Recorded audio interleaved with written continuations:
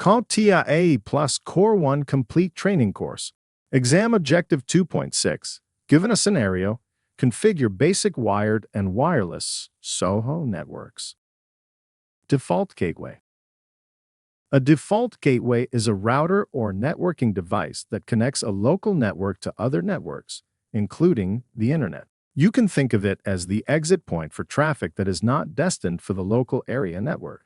When a device wants to communicate with another device, it first uses the subnet mask to decide whether that destination is local. If the destination is outside the local network, the device knows it cannot reach it directly. Instead, it forwards the traffic to the default gateway.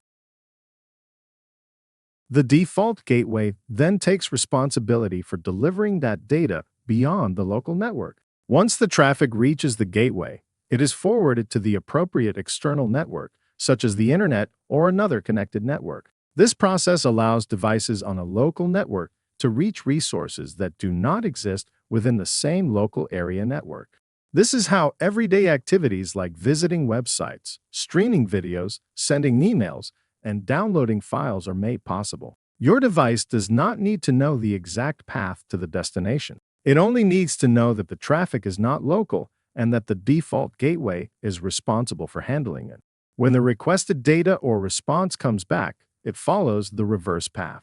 The default gateway receives the returning traffic from the external network and recognizes which internal device originally requested it. The gateway then forwards the data back to that device on the local network, completing the communication process.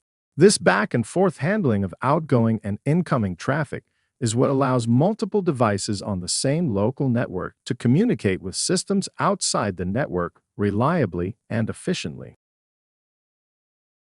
In most home and small office networks, the default gateway is typically a router. Devices are usually given the default gateway address automatically through DHCP, along with their IP address and subnet mask.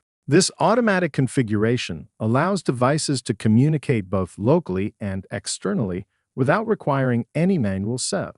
In some cases, the default gateway can also be configured manually by entering its IP address directly into a device's network settings. While this is less common in everyday home networks, it is important to understand that the default gateway is simply the device that handles traffic leaving the local network.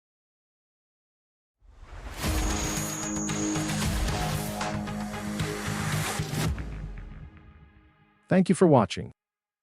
Subscribe for more great content.